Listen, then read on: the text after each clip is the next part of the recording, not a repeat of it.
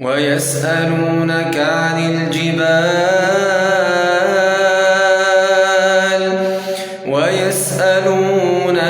الجبال فقل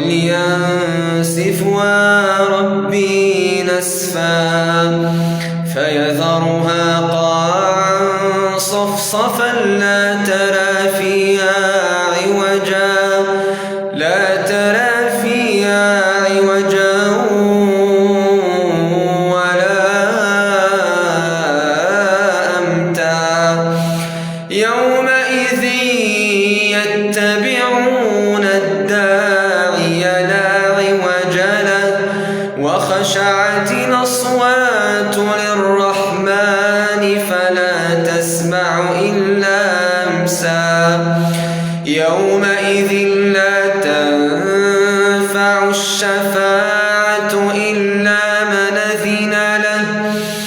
إلا من أذن له الرحمن ورضي له قولا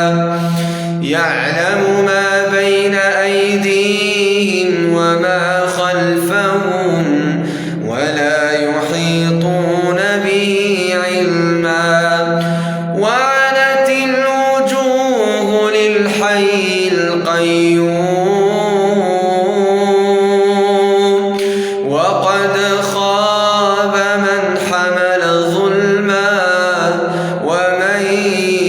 يعمل من الصالحات وهو مؤمن